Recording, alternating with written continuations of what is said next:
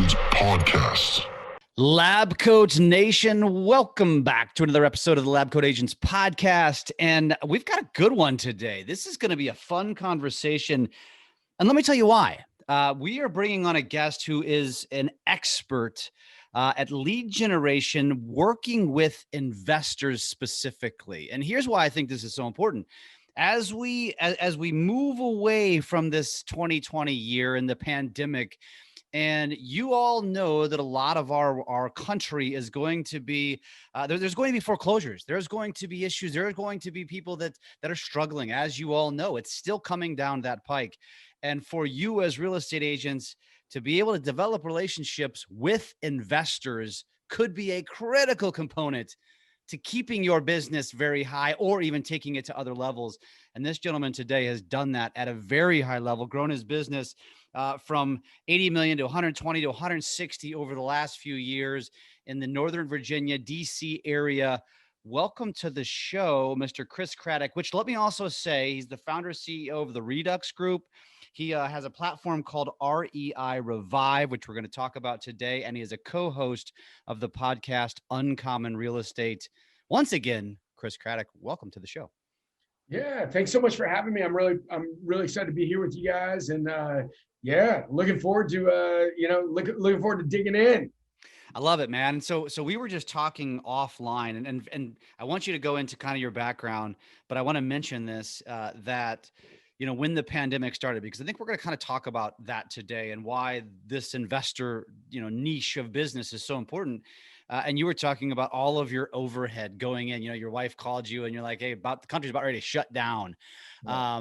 And so I think I just want to kind of set that groundwork, right? And to let people know that like this is the kind of stuff that you need to be thinking about, because our business, it's cyclical and it shifts and it's like a roller coaster ride.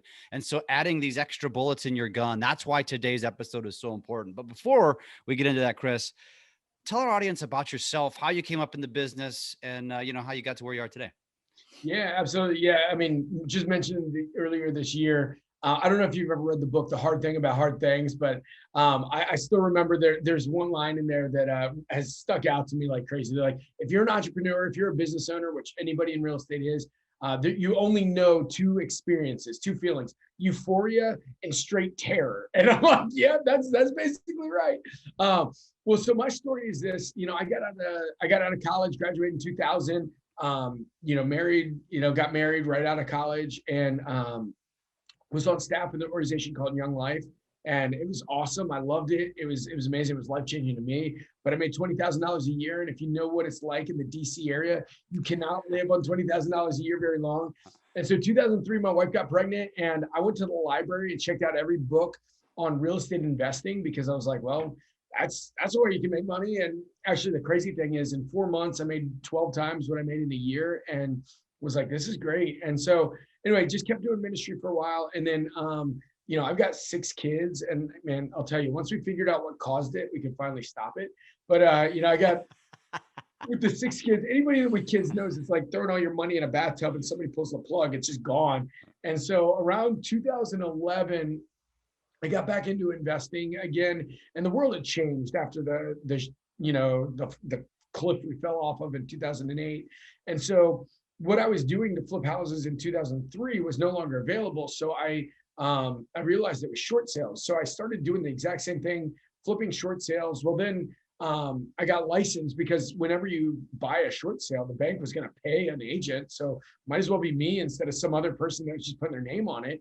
And so I got licensed, and then the bank changed the way that they the margins. It's really not as lucrative to flip short sales anymore like it used to be. And so I started looking at like other options. I'm still doing, ministry at the time, but I had gone back to school. I'd always led large groups of people. And so I'd gone back to school, and I got a master's, and then I got a doctorate in leadership. And so, I think when I read Gary Keller's MREA book in like 2013, it just started making sense. And then in December 2014, we launched our retail team. And then, since December 2014 to, I guess, 2020, in 2020, we closed with about 160 million in volume, and, just running. It's been awesome. That's heck of a interesting, ride. man. It's the obvious segue from ministry to real estate. And I say that tongue in cheek, but yet I know a bunch of agents that have followed that same path. So it's interesting, and pretty cool because I think that that background actually serves really well in a sales related industry. Yeah, just serving people, helping people, and Yeah. helping people make wise decisions. I mean, yeah, I love yeah. it. I love it. So, okay, so now you kind of took the unconventional path. It wasn't real estate agent who decided to focus on investor. It was investor who said, just like a lot of investors, I'm going to get my license and basically double dip, essentially. So you now shifted and have a really big real estate team. And so, where is your focus today? Is your focus investing? Is your focus real estate with investors? Where is it today? Yeah, so it was interesting because I went to this. I mean, this is my story. Was like when we really started growing big was right when we got to I think in the second year we did about 40 million in volume, and then the third year was the smallest jump we had. We went to 43 million, and I'll tell you, I was like working so much harder and clawing and scraping to try to get more. And I still remember when I heard somebody say this to me. They said, you know, if you really want to grow, you've got to change your mindset from you working really hard to get the next deal to you being the rainmaker and saying, okay, I need to find a place where I can get another 5 deals, another 10 deals, another 50 deals every time I find somebody. And so I thought to myself, where can I go to get deals? And I'm like, well, let's look at some of these bigger investor groups in here. And I called one of the groups, and they said to me, and I just said, hey, what are you doing with your dead leads? The ones you can't fix and flip, the ones you can't wholesale, all those, like, what are you doing with them? And they're like, well, we're giving them to some agent, but they've only closed about 6 in the last 1,000. And I was like, all right, well, that's crazy. And they're like, but we've tried everything. This is like years and years. It's like totally back burner because we've tried it, and it just, like, agents don't close these. And there is a reason why nationwide, which is part of the class we teach, why agents aren't able to close those nationwide. And I was like, well, give them to me because I came from the investor background. I understand. They're like, no, it's just not. And like, I just kept calling and calling. One of the like phrases in my life is persistence breaks resistance, right? So I just kept calling and calling and calling. Finally, one of the days, one of the guys came back to me and said, all right, look, we'll send you 150 leads, see what happens with it. They sent me 150, literally 70 of them had already sold. 30 of them were out of area. So I think I had like 40 leads. And I thought to myself, okay, if this other person with 1,000 leads got 6 deals, I gotta get 6 deals with 40. And so like I did everything, man. I just did everything to get the deals, like was relentless. And literally I got six listings signed up. I called him back and I was like, hey, I got 6 listings signed up. And literally the guy was like, are you kidding me? He's like, the leads I gave you were like from 4 years ago. He's like, I was just trying to get you to leave me alone. He's like, all right, come into the office, let's talk. And like literally that was the start of our relationship there. And then we built this thing out, and now I've trained other people to build it out, and we've done this across the country, and it's just been really, really awesome. So it's been fun. That's cool, man. So let me ask you this. Let me digress for a second. When you talk about maybe go a little bit more granular on what you mean when you said this company had all these leads. Like, so to kind of set the table for describe and then take it the next step. What is it like? Where is it that an agent, if they're thinking to themselves, or they miss that, like, where do I go find this? What is it I'm looking for? Yeah, sure. So here's what I've found with real estate agents versus the investor world, and I'm really tied in both of them. And most people are one or the other. The two worlds should live together, but they really don't live together very well. Yeah. So what it is these investors are totally more open to fixed costs than variable costs. Agents are more open to variable costs than fixed costs. And what I mean by that is investors are willing to just drop like 10 grand, 50 grand, whatever in a month for like lead generation, whether it's like texts or voicemail drops or direct mail or pay-per-click. And agents, they're willing to give up a massive amount of their commission, but they don't want to like write the big check up front and roll the dice. I don't know why that is, but I think that's why there's a big synergy that can happen there is these investors.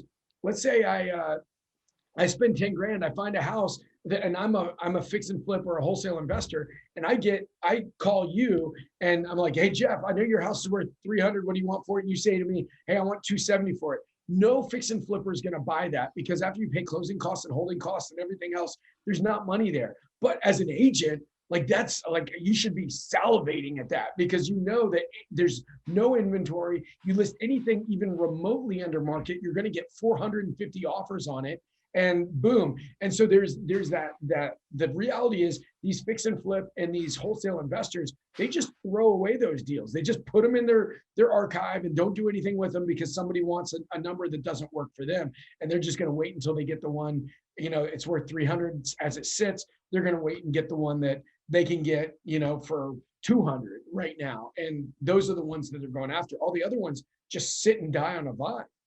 Interesting. So where is it? Do you have any idea, like where, when you say these investors are willing to buy these leads and just buying them by the hundreds and the thousands, where are they getting them from? Like, what are the criteria that the lead comes with? Like, what is it?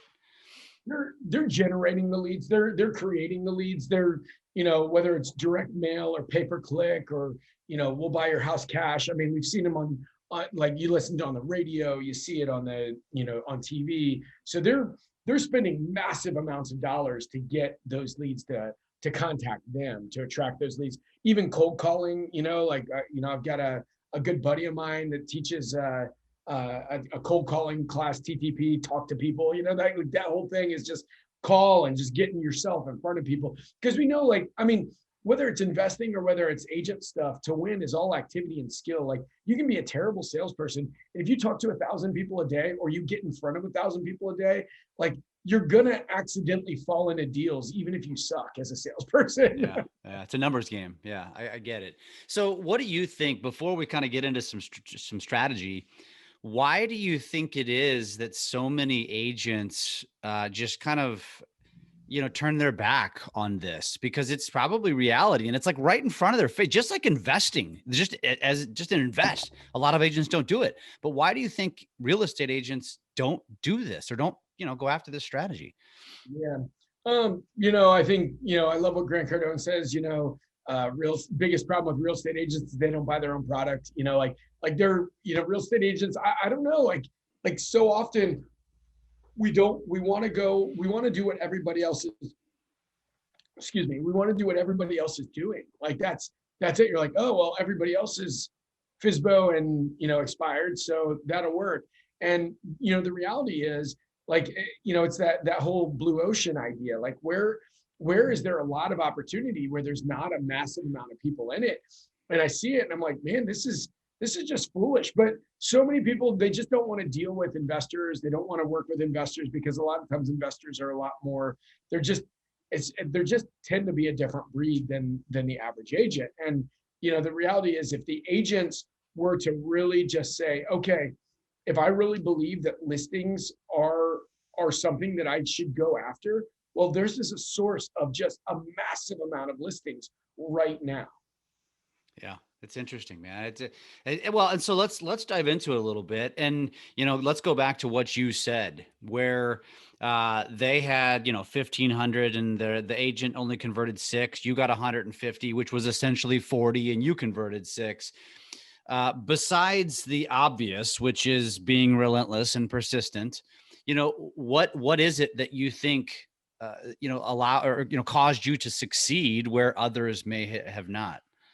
Yeah, and this is the big problem with this is why most investors have, like, they just don't focus on it, because all of them get the idea. They're like, oh my gosh, I'm going to create this retail side of the business, and then it doesn't work. Well, the problem is investors treat the leads just like investors would. They're like, oh, well, just, if you're going to sell, just talk to me. But here's the deal. Every single person knows 432 agents, right? Like, so they're calling an investor because they want certainty. If they want to work with an agent, they're going to work with an agent. So the whole deal is this, and this is the whole thing that we teach. Like, you teach people how to approach these leads, because they call in an agent for a reason. They want certainty, right? Like straight line selling, Jordan Belfort talks about that. Like, they want certainty. That's why they're willing to take a reduced price. But the second you come back as an agent, they're like, well, that means people are coming into my house. That means I'm paying commissions. That means there's a number of reasons why people don't want to work with an agent. So when you're able to, instead of treating it like an agent, you start treating these people differently. You start treating these people as people with a problem. Like you're a doctor and they have a pain point that they're talking to you about, and you're just solving their pain instead of being, I'm going to open up my listing presentation and go through my presentation, square peg, round hole kind of thing. And, the second you talk about the MLS and all that other stuff, you're just a regular agent to them. And so that's why when you go in and you just solve people's problems, again,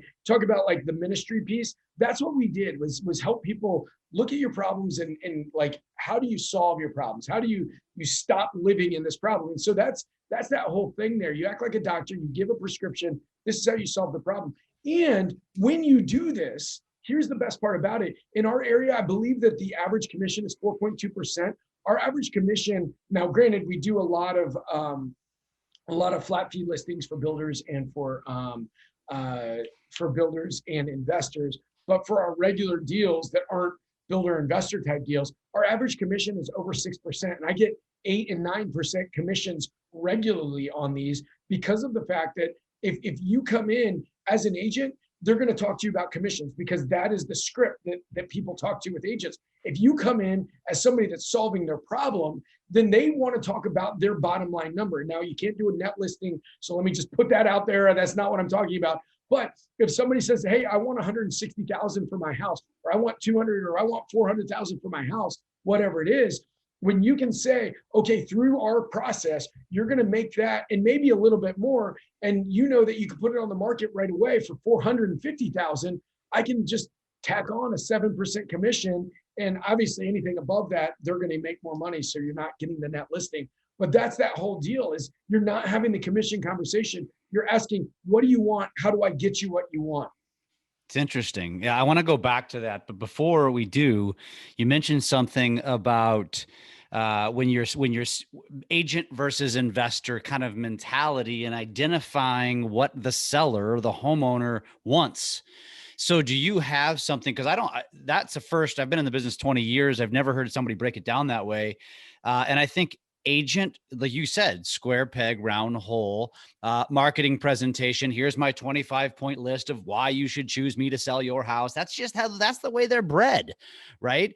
But what you're saying, or what I interpreted, was that as an agent, when you go to a listing presentation, it almost seems to me like they should, number one, identify what type of a seller they are. Which one do they want? Do they want the presentation? Do they want the bottom line? Which one is it? Is that something that you teach, or is there a process for how an agent can help identify that early on so they know which tunnel to go down? I think our process will shift everybody's thought because here's the deal. Like, even when you go in and meet with like a traditional seller, the reality is they've got a problem that they want solved, right? They've got an issue. So obviously what we're talking about here is more the investor type stuff, but even a traditional seller, if you can stop focusing on, this is our presentation, this is whatever, and remember like the WIFM, like what's in it for me? Like everybody is thinking that, and you walk in and say, what do you want? Like, what are your goals here?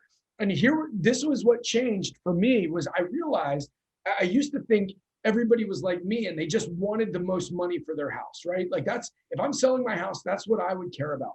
But then I found out over years and years, like over going through thousands of houses with people, all of a sudden you realize that that's not it. Like, people don't all want the most money. There are some people that just want hassle-free and they're willing to take less money for it. I mean, I realized this when I bought my truck recently. I traded in my old car, and with my car, I was willing to trade it in. I knew I would get more money on Craigslist, but I was like, I'll give up $2,000, $2,500 to not have people come over and test drive my car and like have to meet with them or whatever. I can just go in and just be like, boom, here it is. Now I got the new one. Like, and then all of a sudden I'm like, dang, people think that way about their house too. Yeah. Like, they're willing to give up some less money for convenience. And I never believed that, because my values were different from theirs. I want the most money for my house. And so when you understand that, then you can walk in when you're dealing with investors, you can walk in when you're dealing with regular retail people and say, I am here to solve your problem. What is it that you want? How do you want it done? And let's now craft something that is good for you. No longer square peg, round hole. Do you suggest that that's actually a strategy that agents take? And I think this is a nugget that we're stumbling upon, or I'm stumbling upon today with you, which is, again, correct me if I'm wrong, but do you think that most agents just go in very presumptuous? You want max dollar and they don't even ask. They just go in, assume, and run. And they lose listings sometimes because the other agent might ask, like, what's your goal here, Mr. or Mrs. Seller?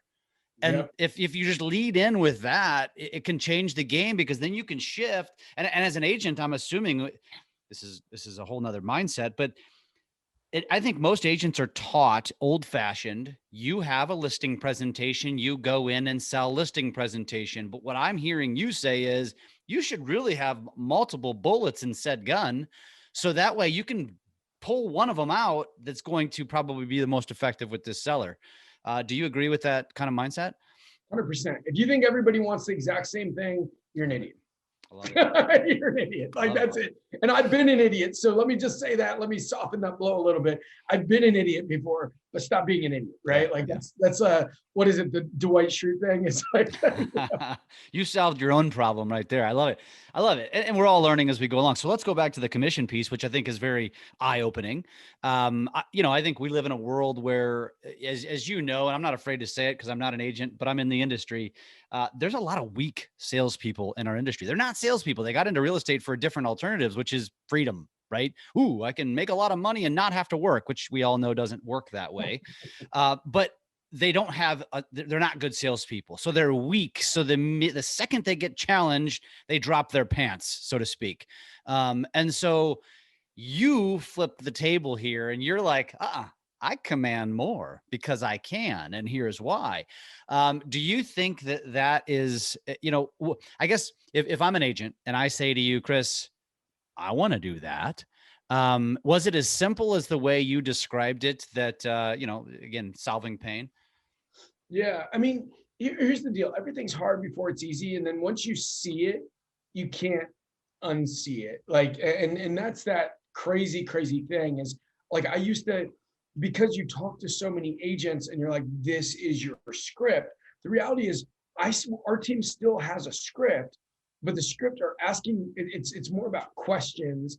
You're asking the questions. And then when they're giving you the answer, then you deal with their answer. And sometimes people give you a smoke screen, right? They'll say, oh, I think this, but that's not really it. So you just have to, you ask questions 3 deep. That's one of the things we say is, well, tell me more. Like, why do you want that? Somebody's like, I don't want to pay commission. Okay, tell me more. Like, you don't want to pay commission? And then let them speak, right? And that's the Chris Voss. If you never read Never Split the Difference, you don't want to pay commission, and you just ask the question. You ask it back. Yeah, and then you realize they don't want to pay commission because they think it's going to hurt their bottom line. So then if you can show them that you find out what they want, and then you help them get what they want, then commission doesn't matter, right? Like, so that's that whole thing. But again, there's another book, and as you can tell, like I've got so many mentors that I've never met. There's a book called Pitch Anything, which is really, really good. And he talks about these power frames that they get into. So once you get into an argument with them where they say, I don't want to pay commission, and then you argue, well, I mean, you're not really going to make less. I'm going to be able to make you more. Like, once you get into that argument, it's like, who wants to admit they're wrong? They're never going to admit they're wrong. You just start asking the questions like early on, and then you address it. So let's talk about the commission question. Like, so you want 300,000 for your house, right? Okay, cool. Well, that's awesome. And then you just say, all right, our system will net you 300,000, maybe even a little bit more right now. And then you're not talking about the commission. Well, what do I have to pay you for commission? You know what? Don't worry about that. We're going to get the buyer to pay for that. We'll tack it on, but you're going to walk away with your 300,000, maybe a little bit more when we put it on the market. So then you're not actually dealing with that you're dealing with what they want, not with their set objections. So as long as you're helping people get what they want, then you can push these objections aside and be able to say, this is how you get what you want. Does that make sense? 100%. And I the way I would sum that up is if you're listening to this, focus on the net result for the seller, and the commission conversation becomes easy. If it even exists at all. Yeah. I like that. I like that. And this was not our intended path here, but it's interesting. And I think a lot of agents will find it fascinating because, again, I'm calling you agents out. Like, there's 5% that really take this seriously and consider themselves different. Are you in that 5%? And the rest, it's a glorified hobby. And it is what it is. I don't want to go down that rabbit hole, but I feel like I've been bunny trailing so much. I'm sorry, man. Like, I know we're like going off and on. No, it's good. It's good. I mean, it's value. At the end of the day, I want to bring value to our audience, and that's what we're doing. So I appreciate that. Okay, so let's talk about, let's go back to this investor piece, because I mentioned it at the very beginning, and why it's so important, because there are so many homeowners that are probably going to end up losing their home. At the end of the day, when the government stops helping, at the end of the day, there's going to be people that lose their home, because this pandemic is going to be life-changing. It's going to shift their life for the rest of their lives. That it's not like us in real estate, where we're very fortunate, and it's been a phenomenal year for those who, took advantage of that opportunity. So we're trying to create another pillar, another revenue stream, not necessarily supplant what you're already doing, but add to it. And so somebody's listening saying, I really thought about it, or yes, I 100% want to start working with investors, and clearly this guy's got it figured out. Where do we go? Where do we start? Yeah. So my website, chriscraddock.com, you can reach out. We'll be happy to just have a consult on that. The main system for our class is teaching investors how to partner with agents, but happy to, work backwards like I did, and help you go the other way. Bottom line is, if this is what you want to do, you just need to find the people that have the leads. If you want more listings, you need to find these. You hunt where the ducks are. Where are the ducks? And these are people that are generating massive amounts of leads. So you got to find them, talk to them, but then you have to have a compelling argument, because like most of them they want to stay focused. They want to do what they're doing. So when you can help them understand their revenue stream, that, they're going to make a lot of money if they work with you, then all of a sudden they're willing to listen. What's in it for me, with them always. And then here's the other side is, and this is what we're seeing with a lot of our clients. So what we're seeing is these investors go find these agents, then they're giving them, 5 to 8 listing appointments a week. And it's breaking their system, because like literally every time your business grows, your system will break and you'll have to reinvent it. And that's why it's so important for us to be learning and to be around other people that can mentor us, can walk us through it. Like I said, once you see it, you can't unsee it. So you get somebody that has seen it, and then have them help walk you through that process, so that they can help you say, okay, now that you have so many listings, you've got to be able to follow up with these listings. Okay, now how do you get leverage, so that once you have 10 listings, you're not going to be able to deal with every agent, every home inspection, how do you get leverage there? Like each piece needs a new step, so that you can continue to grow. So when it comes to building a relationship with an investor, a rehabber, a wholesaler, how do you suggest that begin? Like, what's the advice you would give to somebody? And mind you, I don't expect you to go super deep here. We're going to mention it again at the end. Like, you do coach on this stuff, but give some nuggets here. Like, what is it that you would suggest to someone? Like, they don't even know where to find them, other than maybe investment clubs, which really aren't meeting now. So where do you find them? Yeah. So what I would do, yeah. So, I mean, literally you just Google, or go to Facebook and write,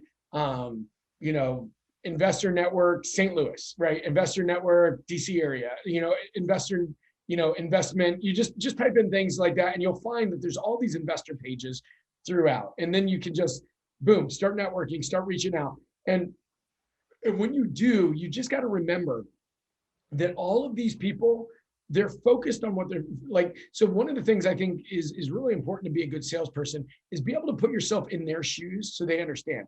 So they're just as busy as you are. You're busy, right? Like every single one of us, like our days are full, right? Like there's not many people that say, oh, I've got hours and hours of extra time, right? So their days are full. So when somebody comes and wants to add or insert themselves into your day, it has got to be a compelling argument. So when you reach out to somebody, you need to be able to say something like, hey, I know that you've got tens of thousands, if not hundreds of thousands of dollars. And we go through some of the scripting of this in the class, but how great would it be if every time your phone rang with a motivated seller, you could get paid on that, right? I mean, that's a pretty compelling argument, because right now they're getting paid on like maybe 10% of the time that their phone is ringing with a motivated seller, right? So you've got to be able to just speak to their interests, right? You're already paying all that money. How great would it be if what you are already spending paid for all of your marketing and zero-based it, and it didn't take any time out of any extra time? You were able to just hand that off and get that done. And then the response is, oh, we've already got an agent we're working with. And then again, you ask 3 deep. Well, how's that working for you? How many deals did you close last year? And literally the most I've ever seen, other than our organization, was maybe like 25 deals. Like we just don't see that very often. 25 deals is a lot, right? In a normal world. Well, you say, well, heck, and then you can just use our team for an example. Heck, if you could triple that, quadruple that, you're not paying any more for that. How great would that be if you had an extra 100 grand to your bottom line next year, 200 grand to your bottom line next year? What would that do to your business if you had that in there? So those are some of those questions that's kind of where the conversation goes. It's not like a 1, 2, 3, but hopefully you see the cadence of that conversation. People are going to say, no, don't want to talk. And then you ask another question. Okay, well, why don't you want to talk? Like, is this something that you're doing well? Yeah, we're happy with what we're doing. Okay, why are you happy with it? Are you making 6 figures already with the leads that you're doing nothing with? No. Well, would you be interested in a conversation if you could? Well, yeah, absolutely. So think about role reversal for a second. And also solving their pain. I mean, so let me ask you this, because I think a lot of people listening maybe don't do this or don't attack this. What's some of the normal conversations? I think the word that I'm looking for here is differentiation. Like, how do you differentiate yourself when you get into the group? Easy to do. You can find the investors, the rehabbers, the wholesalers and whatnot. But what do most agents do? Like, well, give me a few examples of what the mistake they're making, and they're just kind of, following the herd versus what you're advising to do, which is solve a problem. When talking to investors, yeah. The main problem is people are just saying, hey, I can do this for you. And then you're just like, you're an Uber driver. It's the same problem. And again, when we're coaching like regular retail agents, it's the same thing. There's no value proposition. I can do this for you. And they're like, well, we've already tried. We've already worked with another agent. So you've got to go in. And that's one of the values of our coaching system is you can, like, stories sell, right? So you can just say, hey, look, I mean, just in the last week alone, our network has closed, 14 of these listings, just use my team alone, right? Like, not including all the other coaching clients we have. 14 of these listings. How many have you guys closed in the last 6 months? Oh, 3. All right. Well, if we close 14 in the last week and you've closed 3 in the last 6 months, would it be worth having a conversation? So that's the whole question. You've got to open their eyes and help them see bigger, because most of the time it's just like they had these big dreams. Okay, yeah, we're gonna list 1,000 of these properties, and then all of a sudden, like, it doesn't happen. They try a new agent, doesn't happen, and they're like, oh, whatever, it's just not worth my time. Yeah, I love it. So, we also have talked about, and obviously this is to find the wholesaler or the rehabber, right? But what about identifying someone who is, in a distressed situation, or somebody who needs to sell? How do you identify that? How do you find that? Because obviously that's kind of like a swim upstream kind of mentality to building these relationships. So what do you guys do in that situation? Well, yeah, I mean, there's a number of things, for us, people that are going to foreclosure, which the foreclosure moratorium is about to be lifted. So we've reached out to people that are going to foreclosure for years. People that are behind, you can buy late lists, people that are landlords are likely to sell. I mean, heck, 2 years after I bought my first investment property, I probably would have sold. If somebody would have called me at that time, after the HVAC went out, the hot water heater went out, when the HVAC went out, or the hot water went out, it blew up the basement flooring, like the main sewer pipe had to be replaced. So like you catch these people that are just like tired of dealing with it, and you just say, hey, I can solve your problem. And people are like, okay, I'm done. And then, and that's the whole thing. So those are some of the people. High equity folks are oftentimes more likely to sell than non. So yeah, that's it. You look for the analytics of who is most likely to sell, and then you go after it. One of the easiest ways, they call it driving for dollars. You just drive through neighborhoods, right? And you look for the house that's the most beat up house in the neighborhood, and then you just do a search for their name and phone number. You get their number, you reach out to them, you write a letter and put it on their door, and that's probably the easiest and the cheapest way to get it. You just drive different ways home every day, and just look for houses that are beat up and just write down the address. And then, and I've got a couple questions, but so that when you do that, and we've actually had a guest on who built their business on that and do the same thing now. When you do that, let's just say effectively, and somebody's like, yeah, I really do need to sell. What is then the strategy from there? Obviously, as the real estate agent, you're going to help them sell it. You're going to find their net, and you're going to, work the data. But then are you also on the other side of it, finding the right rehabber to make that connection to? Is that a part of the equation? Yeah. I mean, obviously, that's one of the biggest things is, so if I were to ask you, Jeff, if I were to say to you, I've got this phone worth probably about $1,000 here, and, it's in great shape, pretty new. If I were to say, hey, Jeff, do you want to buy this phone? I'll sell it to you for $150, right? It's close to brand new. Do you have a phone? Yes. You need a phone? Sure. I'll take another one. Yeah. Right. If I were to offer you this for $150, would you buy it? Well, what generation is it? I need to know what. It's an iPhone, like basically, it's 1 year old, like one generation old, right? Like, so yeah, it would sell right now between $800 and $1,000 online. Would you buy it for $150 right now? Deal done. Yeah. So here's the deal. You find the deal, the buyers show up. Like literally anybody and I'll just say this to anybody listening to this. If you find a deal and then struggle with a buyer, if it's a real deal, I'm talking about a screamer deal, which you will find where somebody says, hey, I've got this house, it's worth 300 as it sits, and these people are willing to sell it for 180 right now. Like, and you don't have the cash, you don't have a buyer, call me, look me up. I will buy it with you. Like, and I'm telling you, there's probably about 4,000 other people that will say the same thing. Yeah. Like, if you have the deal, the buyer will show up. Like, just like you don't need a phone, but heck, if I were to sell you this phone and, you could sell it tomorrow for $500, $600 more than what I just sold it to you for, you probably would buy the phone from me, right? Like, yeah, but so you might have the deal, but how do you get the word out? How do you get those people to show up? What's the best way to do that? Get into those investment groups and just put a post out? What do you do? Put a post out.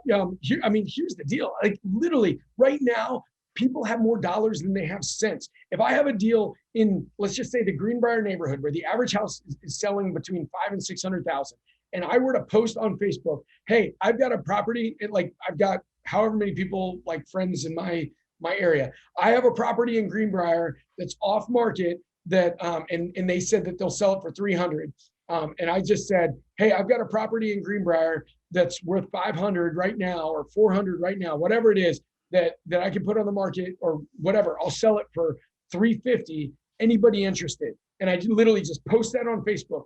I promise you, I get 400 responses on Facebook, and then I grow my buyers list. I was just going to say who's looking and everything else. And literally, we double in so many deals because we just put the deals out there, and then literally, my friend John will tag a friend who's looking to buy a house. And then all of a sudden I get another retail buyer who's not going to buy that because he doesn't want something that's beat up. But all of a sudden now I'm in touch with his friend. So it's just, this business begets business. When you find deals, it just creates a massive opportunity outside of that business. You just bring up a good point too, though. And I hope most agents know this, but if you've never thought like that, like, let's just say you have that opportunity, you can literally like raise a finger and sell the house. But before you do it, use it as an opportunity to grow a buyer's list, because like you just said, of those 400 people, now you're going to end up procuring how many other buyers that are like, you didn't realize they were even a buyer. And now you can pull them into the game. I love that. That's awesome. Yeah, we do an investor seminar every other month. And it's so funny because every single investor seminar, people come in, and especially like younger, like millennials will come in and be like, I want to flip houses. I want to do HGTV stuff, whatever. And one of the first things we talk about is, buy your own house, because the government incentivizes you. They give you great rates. They give you like a discount to buy your own personal residence. And I'm like, that's the first investment you should make, because it's the easiest. And then you rent out other rooms and live there for free, house hack, whatever.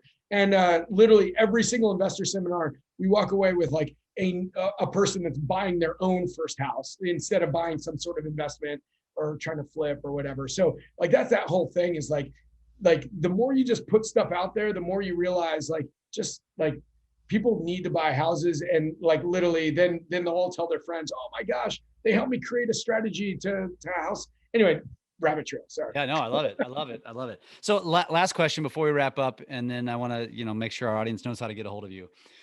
Is you mentioned lists and, people that are getting behind on their mortgage or in foreclosure or even forbearance, maybe.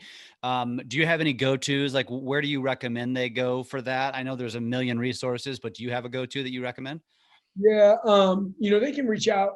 There's an organization called PropStream that is great. There's a Land Voice, and you can reach out, and I've got discount codes that I can get to people on all of that stuff. But like Land Voice, PropStream, Cold Data has some stuff. They're not as into like the lates and stuff, but you can get some of this stuff from Cold Realty Data. So yeah, those are some of the easy ones. Awesome. Awesome. So you mentioned it once already, chriscraddock.com. I'm going to spell that for our audience. It's Chris, CHRIS, but Craddock is spelled CRADD as in dog, OCK.com. That actually kind of covers two things there. Where else? If somebody wants to get a hold of you, what is the best, if they just want to reach out to you directly, what's the best way to do it? Is it a DM? Is it email? Is it phone? What is it? Yeah, you can follow me on Instagram, Cradrock, CRADDROCK. That's my Instagram handle. Follow me there. Send me a DM. I'm also pretty active. We got a Facebook group, Uncommon Real Estate. The idea of being uncommon. I'm pretty active in there. So if anybody wants to reach out or has any questions and wants me to talk about it, just join that group and post that you'd like me to talk about any of these things we talked about here. I know everything. I feel like I rabbit trailed so much and all these things we probably could have gone in for a long, long time. So if you want me to talk about any of those, just post in there and I'll do a live or do a just go deeper on it. I love it. And I think I've seen you post into Lab Coats before. So I think some of our audience has probably seen you before. I've seen your videos. And so it sounds to me like you're most active in either the Facebook group, which is the Uncommon Real Estate, or on Instagram. Is that correct?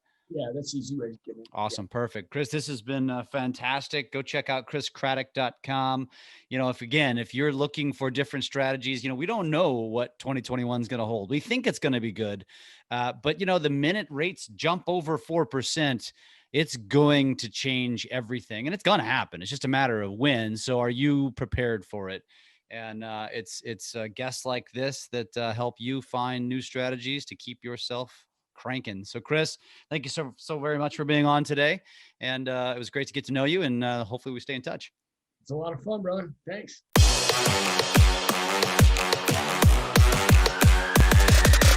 LabCoatAgents Podcast.